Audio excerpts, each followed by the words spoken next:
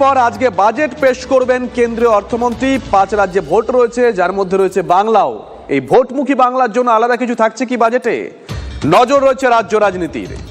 গত বছর ভোটমুখী বিহারের জন্য কল্পতরু হয়েছিলেন নির্মলা সীতারামন। কেন্দ্রীয় বাজেটে প্রায় 60,000 কোটি টাকার বিভিন্ন প্রকল্প ঘোষণা করা হয়েছিল। এবার ভোটমুখী বাংলার জন্য বড় অঙ্কের প্রকল্প ঘোষণা হবে কি? প্রত্যাশা যেটা আমাদের সিনিয়র সিটিজেন হিসাবে আমাদের রেলে এবং ট্রেনে একটা কনসেশন ছিল, করোনার পিরিয়ডের পর সেটা বন্ধ হয়ে গেছে এবং আমরা আশা করছি, আমাদের ডিমান্ডও রয়েছে, আন্দোলনও করছি যাতে এই বাজেটে হয়তো এটি পুনরায় চালু করার জন্য আমরা আবেদন জানিয়েছিলাম। আশা করছি এটা বাজেটে থাকার কথা। আবার জিনিসের নিত্য প্রয়োজনীয় জিনিসের দাম কমানো, এই নিত্য প্রয়োজনের যে হারে দাম বাড়ছে, মানুষের মধ্যবিত্ত মানুষের নাভিশ্বাস উঠে যাচ্ছে, এটা নিয়ন্ত্রণ করা। আমার প্রত্যাশা হচ্ছে যে গৃহস্থলী জিনিসপত্র যেগুলো আমাদের রেশন, সেগুলো যেন দাম একটু কমে, গ্যাসের দামটা যেন একটু কমে, কারণ আমাদের চলতে খুব অসুবিধা হচ্ছে, সংসার চালাতে সব জিনিসের দাম হু করে বাড়ছে, আমাদের মতো মধ্যবিত্তদের খুব অসুবিধা হচ্ছে। নির্বাচনের আগে আমাদের পশ্চিমবাংলায় কয়েকটা বাজেটেই দেখলাম যে ঘোষণার ক্ষেত্রে, প্রতিশ্রুতির ক্ষেত্রে কোনো দ্বিধাদ্বন্দ্ব থাকেনি। টাকাটা দরকার, তার কোনো এটা দেখছি না। সিনিয়র সিটিজেনদের যে সুযোগ সুবিধা ছিল, সেই সুযোগ সুবিধাগুলো তো এখন নেই। সেগুলো যদি হয় তাহলে খুব ভালো হয়। আর আমরা অতীতেও দেখেছিলাম যে বিভিন্ন নির্বাচনমুখী রাজ্যের জন্য কেন্দ্রীয় বাজেটে ঢালাও ঘোষণার প্রবণতা দেখা গেছিল। এবার পশ্চিমবঙ্গের ক্ষেত্রে কি তেমন কিছু হতে পারে? গত বছর আমরা দেখেছিলাম বিহারের জন্য, গত বছর আমরা দেখেছিলাম আয়কর ছাড়, যার পলিটিক্যাল ডিভিডেন্ড দিল্লির ক্ষেত্রে পেয়েছিল বিজেপি। বাংলার জন্য কি কিছু থাকতে পারে? ইতিমধ্যেই কিন্তু সেই প্রশ্ন উঠতে শুরু করে দিয়েছে।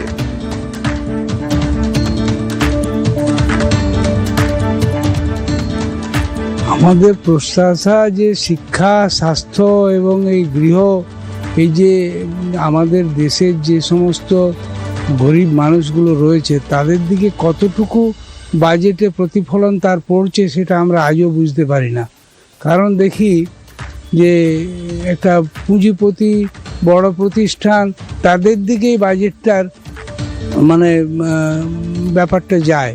তাদের কি করে সুবিধা হবে এটাই বাজেটে প্রতিফলিত হয় বেশি।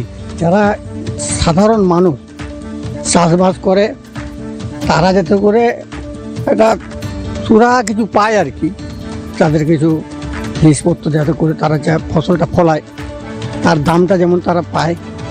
আর বিদ্যুতের দামটা, বিদ্যুতের বেসরকারিকরণ এটা বন্ধ করা, বা স্মার্ট মিটার লাগানোর যে একটা ব্যবস্থা চলছে সেটাকেও বন্ধ করা। আমরা তো প্রত্যাশা রাখবো, বিশেষ করে যারা নতুন প্রজন্ম, যে সরকার ব্যাপারটাতে একটুখানি বেশি নজর দেবেন এবং সবার উপরেই নজরটা এখানে থাকবে।